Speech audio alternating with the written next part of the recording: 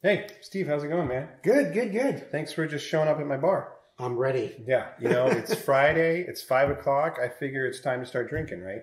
Absolutely. So this is a great time for us to talk about alcohol and how it affects your blood sugars. And this is a really important talk for a couple reasons. One, most people drink alcohol.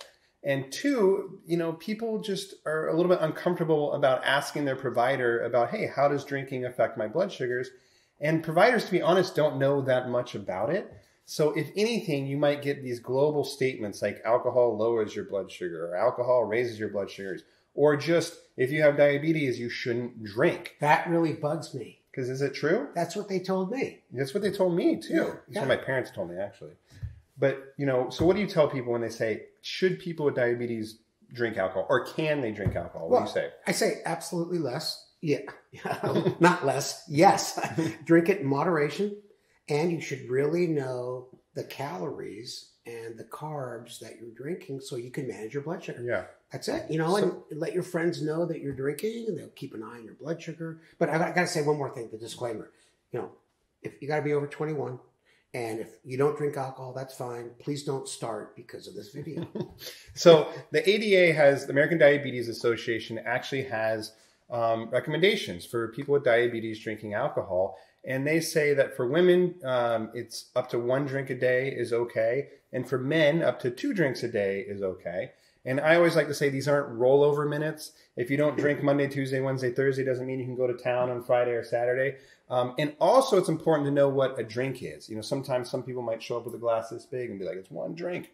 So a drink actually has a definition. It's 1 12-ounce beer, 1 shot of alcohol, or 1 5-ounce pour of wine. So that's kind of what a drink is. Keep in mind, if you go to a bar and you're drinking a beer, it's usually a pint, 16 ounces or so, so a little bit bigger than an official drink. Now, what we want to first start talking about is the effects of alcohol on your blood sugar. And this is really interesting because I defy you to find a nutrition label on an alcoholic beverage. There's some loophole that I've never looked into that you won't find it. With the exception of some things that market specifically to being low cal or low carb, they do it themselves. But otherwise, you really kind of have no idea, what you're putting in your body. So we got to do a little bit of research on it. So here's all these different types of alcohol that was just here when I showed up. And let's talk about their effects on their blood sugar. So let's start over here, kind of like in the hard stuff. So what do you think, Steve? What carbs, calories, what do you think? Yeah, you know what? Talking about 1 shot of we got vodka here, we got some Jack, we got some bourbon. Yeah, they have a little, if you're very cool, you can get your own little shot glass. Okay. And that's a half shot. Well, put it this way. Only if you're cool. Hard alcohol is probably the best because they're basically 0 carbs. It's mostly fat. And it comes down to what you mix it with. And, you got to be a little careful because, it's pretty strong stuff depending on if it's 100% proof, 90% proof. And my favorite drink way over on the right there, Jeremy, is an old fashioned, which is bourbon, maybe a couple cherries, a little bitters. And the recipe calls for simple syrup. So you got to be careful just a little bit because that obviously has calories. So the point is that the hard stuff, believe it or not, is probably the best for your blood sugars. A shot of any of these, 0 carbs, maybe 60 calories or so. And if you mix it with one of these low-cal mixers, that's actually a very diabetes-friendly drink. So people are always shocked. Oh, you're telling me to drink the hard stuff? If you just drink shots all day long, your blood sugar will stay the same, if not dip a little bit. Yeah, and we'll get while to you're that. driving, while you're at work. No, I'm kidding. So that's hard alcohol. Now let's move to wine. I got, some kind of Pinot Grigio or something here and a nice little cab. What do you think about these? Well, they are calories. I know that the official size is 5 ounces. I don't really know how many calories. 90 calories? Yeah, so that's about exactly right. So red wine or white wine, it's actually about the same, around 100 calories for a glass of wine. People always think white wine's sweeter. It's probably more. Nope. So 100 calories, about 5 grams of carbs per glass. So actually also very diabetes friendly. We're in the diabetes friendly zone over here. So wine is great. You can drink it all day long. Your blood sugars will stay the same, if not dip a little. And then I got these guys back here because they don't really fall in any particular category, but these hard seltzers like wine or White Claws, Trulies, These are also really good, and I kind of have it in this same area because it's about 100 calories. And these do have labels. They have labels because this is their shtick, you know, and 2 grams of carbs. I have a hard kombucha here also. This one's called June Shine, Boochcraft, all this. This one's actually open because Steve, I think, is a little bit tipsy. These are also super, you know, like diabetes-friendly drinks. All right, so now we're moving to the beer zone. And not all beer is created equal. So we kind of have a gradient here from a Michelob Ultra to a Stella to this Pliny the Elder, which Steve and I love, which is a really hoppy IPA from here in California. So starting here, what do you think? Carbs, calories? I typically less than 100 calories. Yeah, 95 calories, 3.2 grams of carbs. So less than 100 calories. So it's almost identical to this White Claw. Now, but you know what? These beers kind of suck, right? You know, it's like drinking water. Yeah. So I mean, nobody really just wants to dig into an ultra. Then we got the Stella next, Artois, I believe. It's kind of middle of the road beer, you know. Yeah. So this is kind of to represent this type of beer, and this is 150 calories, 12.8 grams of carbs. So this is more like anything that you're drinking that, you know, like a Hefeweizen or a Budweiser or something. Think kind of 150 calories. 12 grams of carbs, and then you get to your IPA. And what do you think? Well, before we get to the Pliny the Elder, I have to tell you my favorite beer fact is Guinness. A 12-ounce bottle of Guinness is 125 calories, the lowest calorie regular beer. And I do have one, but it wasn't set up here. So people are surprised. They think it's real thick. So Guinness is not a bad beer. It's less than most regular beers. Pliny the Elder, I'm shocked. First of all, this is more than 12 ounces. It's 16, to be fair, to Pliny. And it's a really hoppy IPA, really tough to get. You told me before we started this video, it's 300 freaking calories. So 300 calories, 23 grams of carbs. So keeping in mind 3 grams of carbs, 23 grams of carbs. Obviously, this is going to have very different effects on your blood sugar. In general, the more flavorful, the more hoppy the beer gets, the more carbs. But guess the positive is there's more alcohol in this guy, 8% versus 3.8%. So you got to drink more of these to get the same alcohol content. But I'm glad you brought up the Guinness thing, because whatever your favorite beer is or beers, Google them. Learn how many calories, how many carbs are in them, so you can be prepared. All right. So obviously we're learning. You're going from 0 carbs, to 23 grams of carbs. So you're starting to get an idea that you can't just make one statement of alcohol is going to lower your blood sugar. It depends on what you drink. Now, before you get to those drinks, the other thing is, is people typically eat when they're drinking. And you go to these bars and there's a big thing of pretzels or, peanut butter filled ones. They're my favorite. And you remember that, when you start eating and snacking, and especially nuts, chips, tortilla chips, that'll jack you up way higher than anything on this table. So you got to take that into consideration too. All right.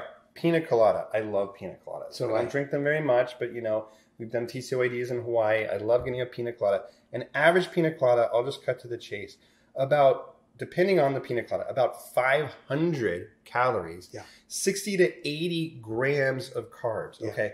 So when I've given this talk before, what I've done is I've put a pina colada next to a Big Mac, and there's actually more calories and more carbs in a pina colada than like a Big Mac. So obviously that's going to jack up your blood sugars. But there's good news, because right next to it I have Steve's favorite drink, an old fashioned. So back down to 115 calories, 5 grams of carbs. So the alcohol in here is 0 grams of carbs. The rum or the bourbon, whatever it is, the mixers makes a huge difference. Yeah. So you can see going from 0 grams of carbs to 80 grams of carbs, you have to know what you're drinking. This will probably lower your blood sugar a little bit or keep it the same. This is going to make it go through the roof based on the carb content. The next thing in the next section, we'll talk about what actually alcohol does, but I'll give you a little bit of teaser. The carbs in alcohol is always going to raise your blood sugar. The alcohol itself will actually lower it. So you have to know about those ups and downs and actually what you're drinking. So to prove this point, we're going to do a scientific experiment. This is in the name of research. I'm taking this very seriously.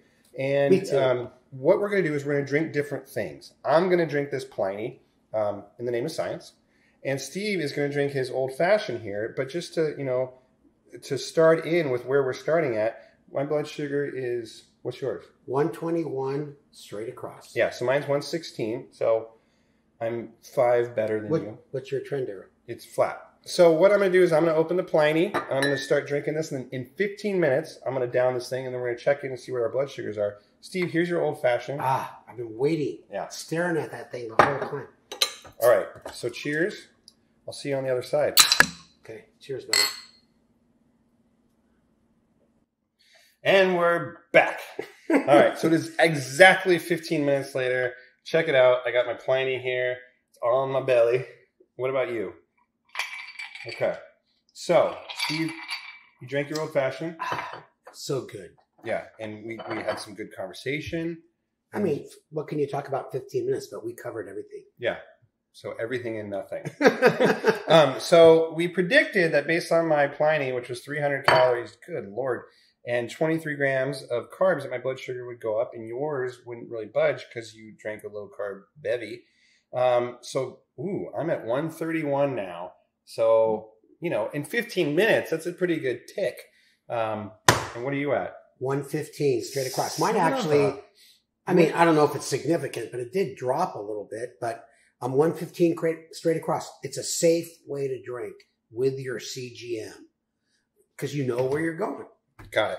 But I feel like for science, we should probably do it again. Can you really fit another huge bottle in You got to repeat your experiment to know where you're at. But guess what? I made you another old fashioned. Thank you, sir. Dose cherries. And I got another, oh my God, I'm going to be so full. Another 16 ounces of Pliny. Can I say one more thing? No. I'll see you in 15 minutes. You got to use the big ice cubes. Okay. That's key. Cheers, buddy. We'll see you back in 15 minutes. All right. See you. And we're back. All right. So, how long you were down there? I don't know. So, okay. I am 2 Plinies down now. Let me make sure. Jeremy, how do you fit that in? I don't know. I drank both of these. This is okay. First of all, this is legit. Yeah. In 30 minutes, I just drank both of these. Where's yours? You just drank this. And we've had timers on. We didn't do time lapse photography. This was no BS. This is not like 30 minutes have transpired. Like clouds over the Serengeti kind of film. This is don't know real what that time. means. All right. So my blood sugar now is 151.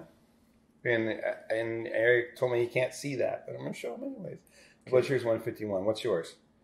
And I haven't bolused. Okay, 119 straight across. Now I'm 120 straight across. Hard alcohol is the best. Yeah. Now, I also ate the cherries. So I think between 2 drinks, it was like 5 cherries. And, it's not that much, but yeah. You've been talking about the cherries a lot. But the point is that my blood sugar is higher than yours based on that. I've been drinking beer. Now, we got to talk about something that's really important. We've been talking a lot about the fact of carbs on your blood sugar. That's so funny. I don't know. So anyways, the point is now we got to talk about the effects of alcohol on your blood sugar. Focus. So alcohol will actually lower your blood sugar. But the problem with that is that it usually happens overnight. So what happens is my blood sugar is going to go up and up and up because I haven't bolused. But alcohol will actually, it makes your liver, it can't produce glucose. So your blood sugars will actually come down. And this is a problem overnight. So you really need to be conservative with how you treat your blood sugars. So the problem is you're drinking all night, you come home, your blood sugar is 300, whatever. You take a big bolus of insulin and you go to sleep. And that's the worst thing you can do because alcohol is working on your blood sugar to bring it down and you just took the insulin. So, yep. Are you supposed to eat before you go to bed? You should. And they say God made pizza and beer. I said God made pizza and beer for a reason. Because you want something in your system that's going to sustain you overnight. And some fats and proteins, the best thing to do. So you just have to be careful. Keep your blood sugars a little bit high. When you're out drinking like we are right now, so tonight, for example, I know that my blood sugar is probably going to go low. So I'm going to be very conservative. I'd rather be a little bit high to be safe rather than trying to aim for a perfect blood sugar of 90 or so. And, I'm on Control IQ right now. That's the tandem thing. I actually might put it in exercise mode all night long. I thought they have an alcohol mode. They should. That's called exercise mode. So my exercise is alcohol, basically. So the point is, when you're in exercise mode, it targets a little bit of a higher blood sugar to keep you safe. And it's important to note that we are not driving tonight.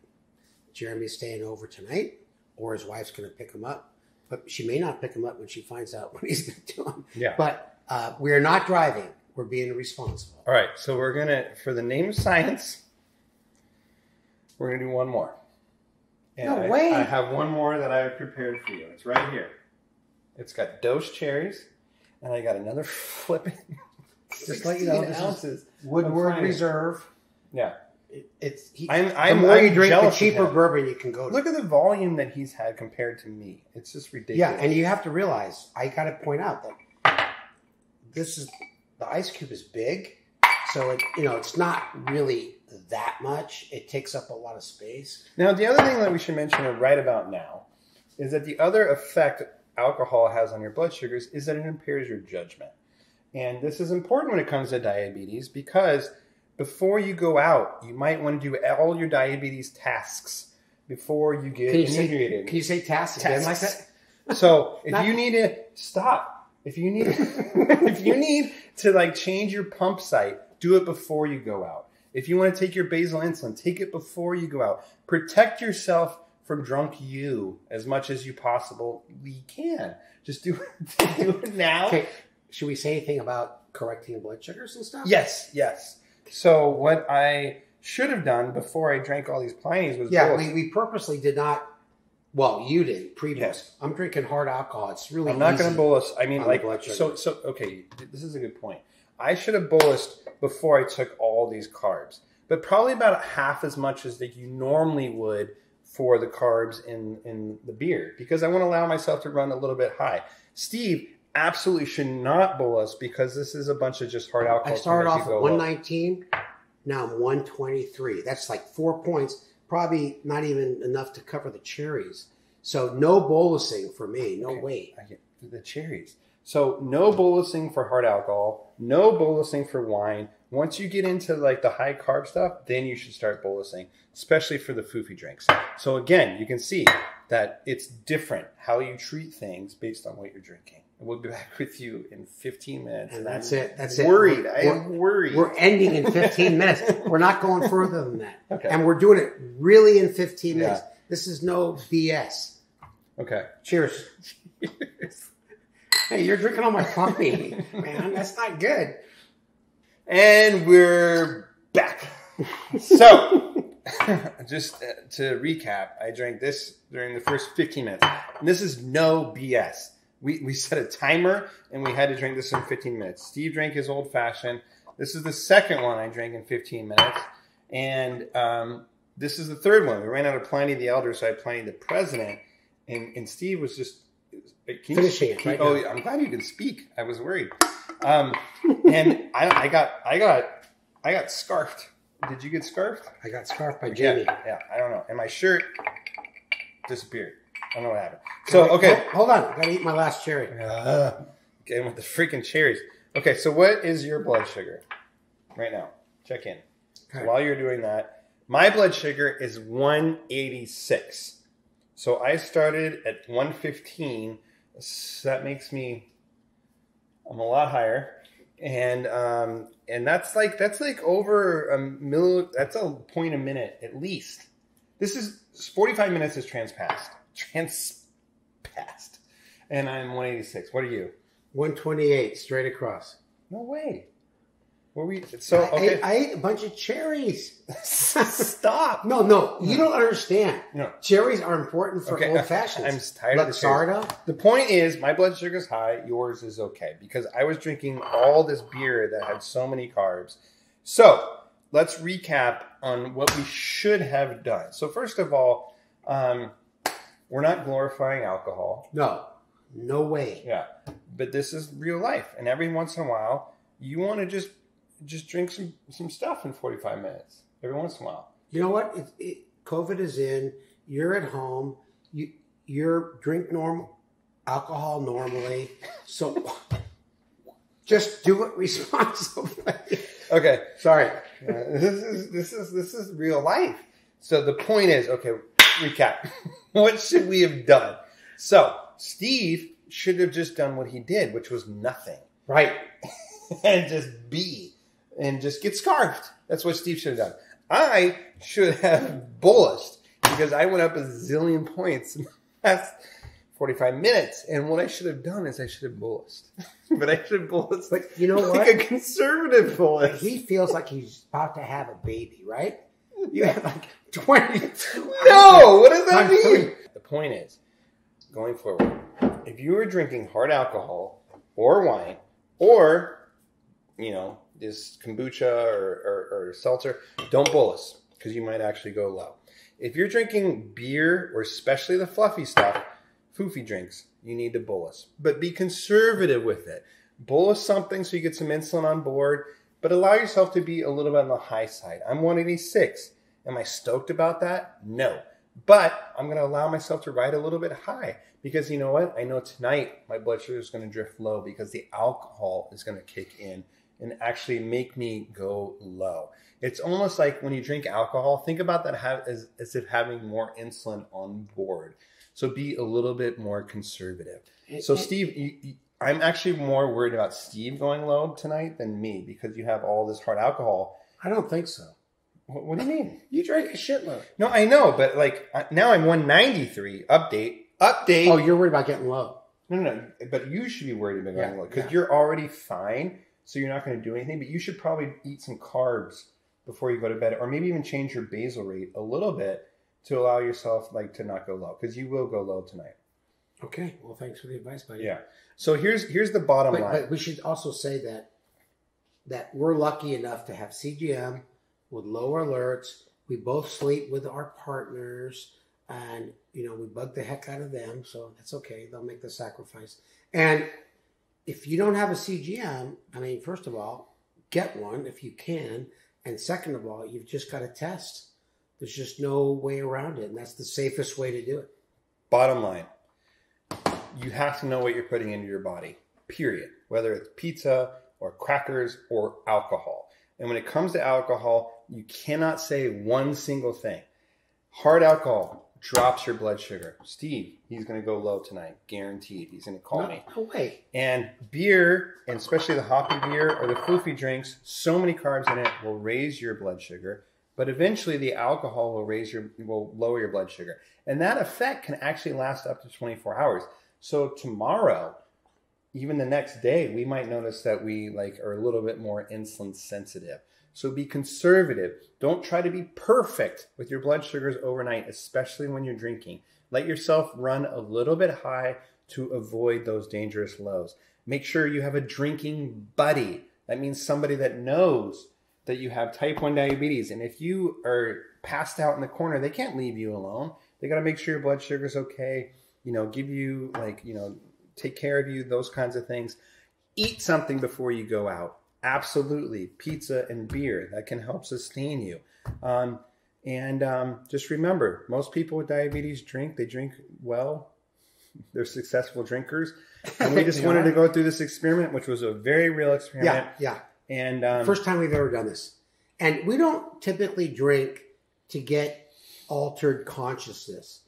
But every once in a while it happens. And that's important because you make bad decisions. So protect yourself. I mentioned this earlier. Don't buy any stock when you're drunk. Don't shop. Don't go to Ralph's. But and share your blood sugar with a friend. Yeah. Steve knows my blood sugars all the time. So if I go low tonight, guess what? I'm going to be notified. He's going to be notified, so we can take care of each other. It's not good when you're dual drunk. You should have sober friends. Who are you looking at? I'm looking at your blood sugar. No, you're checking your email. It's weird. Well, hey, I'm getting tired of what you're saying. Okay. All right. So you're literally checking your email. That was weird. I wasn't checking my email. I see it. It went to my email by accident. Yeah. All right. Take care, everybody. All right. Bye. Be careful out there. Okay. Thanks, everybody, for putting up with that video.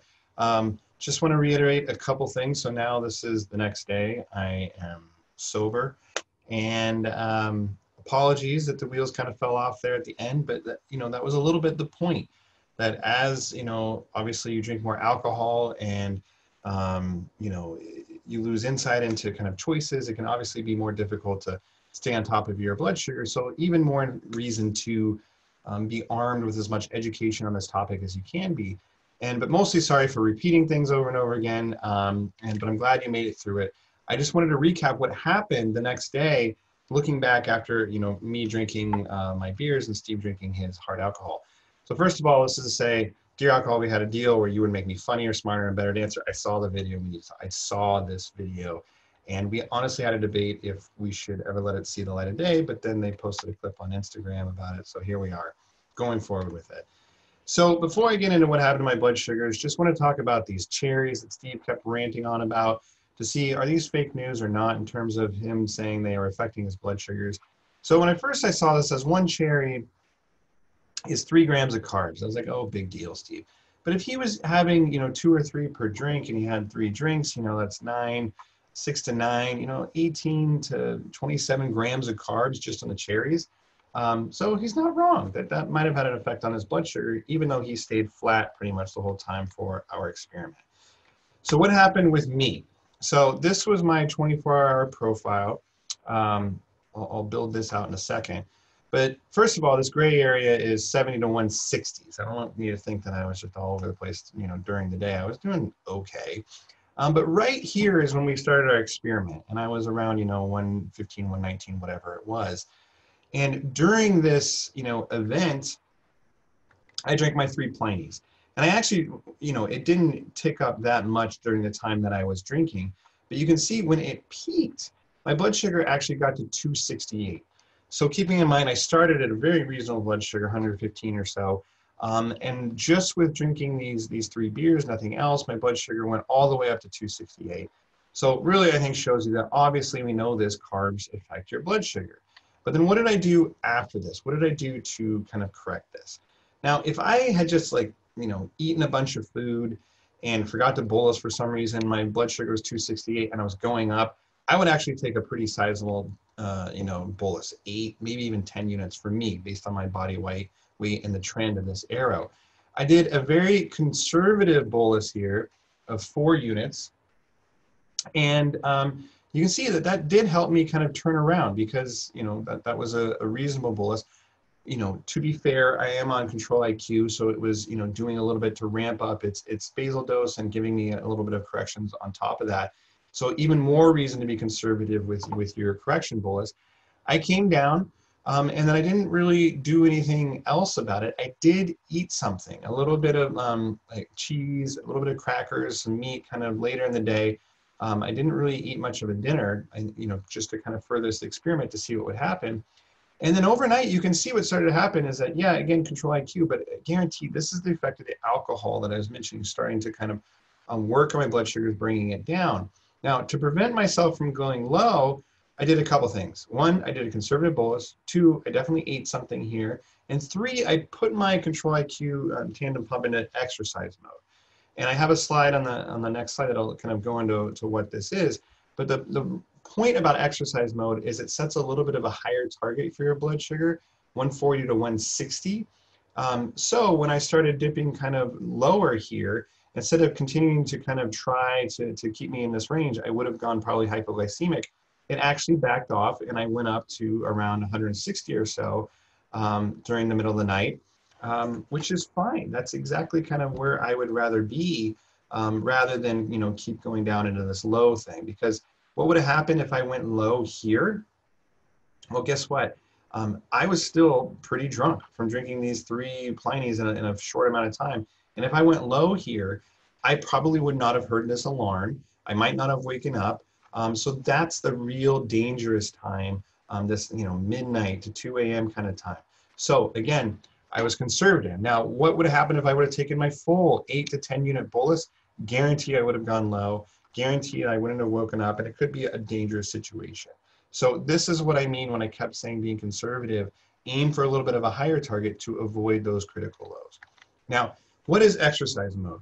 And the point of going over this is not to say you need to be on control IQ or that this pump is the best for drinking or anything like that. No, it just shows the point of what I mean by setting up a higher target, because this actually does this in a very algorithmic, is that a word? now that I'm sober, I still can't talk, a very mathematical way. So it says exercise mode is just a way to be conservative with control overnight. So in normal mode, when I'm not drinking alcohol, I'm just doing my normal thing, if my blood sugars are between 112 and 160, it's fine with that. It maintains my basal rate in my pump. If I go below 112, then it'll start decreasing my basal rate. So it's fine with the blood sugar down to 112. It's trying to be kind of aggressive with my control. What I don't have here is that actually overnight I'm usually in sleep mode, which is even more aggressive with your basal insulin. So when you switch that to exercise mode, what's the difference? Well, anytime you drop below 140, it actually starts giving you less basal insulin. So you can see the difference here. It allows you to kind of ride down to 112 in normal mode, down to to 140 in exercise mode. So anytime overnight my blood sugar dipped below 140, it started giving me less basal insulin. Now I put exercise to last drinking mode. Again, I'm not trying to be funny about this, but just to say that the idea here is being less aggressive. Now, if you don't have this pump, what can you do? You can actually manually enter a different basal rate. Maybe it's 20% or so less than what you normally get. So if you're normally at 1 unit an hour during the day, maybe you go down to 0.8, something like that overnight to allow yourself to drift a little bit higher. If you take Lantus, Levemir, Toujeo, Tresiba, one of these basal insulins, instead of taking 20 units that night, maybe 18, maybe 16. So you can kind of manually do this if you don't have, one of these hybrid closed loop systems. So this is just to make a point. Now, so summarizing how to be a successful drinker. Now we're doing this in a sober, less giggly way. So here's Homer, one of my favorite quotes of Homer of all time, says, "To alcohol, the cause of and solution to all life's problems." So always eat something before drinking, and ideally before going to bed. Preferably something with fat and protein to maintain your blood sugars overnight. Avoid sugary mixed drinks when you can because they really make you spike and can make you crash afterwards. Take insulin for beer, but not for wine or shots. I said that about 30 zillion times. Test a lot before drinking, while drinking, before bed if you don't have a CGM. But for God's sakes, if you don't have a CGM, get one. So instead of test a lot, this will just be look at your CGM a lot. Check in with your blood sugars. Always take your basal insulin, and maybe even before you go out, to avoid forgetting it potentially when you come home, or not forgetting it. Sometimes you take it and then you're like, gosh, did I take it? And so then you're left with the decision of, do I take another basal insulin injection or just go without it? So try to save yourself from drunk you later. So along with this is take your basal insulin before you go to bed, change your infusion site, anything, all your diabetes tasks, get them out of the way before you start drinking. Get a CGM, I already said that. I went over this, I should say smaller, lower temporal basal overnight or smaller basal dose. I already mentioned this. So control IQ exercise mode is one way to do it. Reducing your basal in your pump by 20%. You might even have a drinking profile in your pump that you can click on. It's that important. When would you do these things? Anytime you have more than 2 or 3 drinks. If you're just having 1 glass of wine at night, don't freak out. Even 2, you're probably okay. More than that is when you need to start making these adjustments. You might, depending on how much you drink, notice that you're much more insulin sensitive, even 24 hours, the whole next day. So just be aware of that effect. I think Homer might be cutting off these things. So set an alarm in the middle of the night, 3 a.m. This is if you've really been drinking, you're worried about going low, set an alarm, tell your significant other, roommate, brother, sister, whatever, whoever lives with you, come check on me in the middle of the night. Make sure that, especially if you hear an alarm, please don't ignore it. Come help me. Don't bolus right before bed. If you're going to do a correction bolus, make sure you're going to be up for a couple hours, just going to see how it affects you. You don't want to do this, the big slug of insulin, go to sleep, because that can be dangerous. So I hope this was helpful. This experiment we did was very real.